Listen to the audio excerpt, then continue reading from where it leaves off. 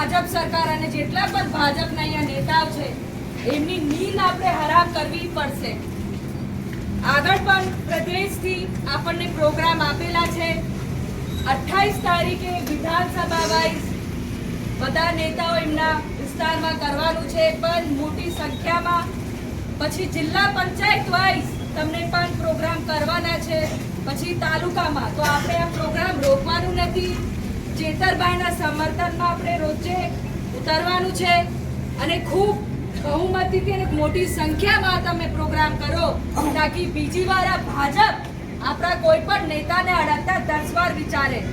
કેટલા સભ્યોને ખોટી રીતે ખોટા કેસીસમાં ફસાયા છે, કેટલા લોકો પર પોલીસના ફોનો આવ્યા છે, વારાઘડી નાના કેસીસ ખોટી રીતે એ લોકો ફસાવે છે. તો ભાજપ ડરી છે આપણને ડરાવવા. એ પોલીસને હવે એમના કમલમના પગારના પોલીસને લઈને આપણને બીવડાવવા માંગે છે. પોલીસને પણ ખબર થવી જોઈએ કે તમે જનતા માટે છો, કઈ કમલમના માટે નથી.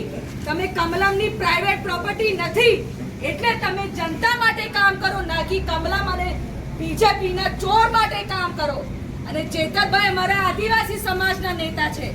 તમે આદિવાસી નેતા પર અત્યાચાર કરો છો, આદિવાસી નેતા પર તમે આ કાવતરું કર્યું છે. તો હું ભાજપના આદિવાસી નેતાને પણ કહેવા માંગુ છું, ભાજપ તમારી પણ સગી નથી. એ તમારું કામ લેશે અને પછી ફેંકી દેશે. તો તમે બધા ભાજપનો વિરોધ કરો અને આદિવાસી સમાજના નેતા ચેતર વસાવાને સપોર્ટ કરો. નહીં તો આ આદિવાસી સમાજના ભાજપના જે નેતાઓ છે એમના સામે પણ અમે મોટો ધરનો અને આંદોલન કરીશું, ઘેરાવો કરીશું. આપણે બધા તૈયાર છે ને?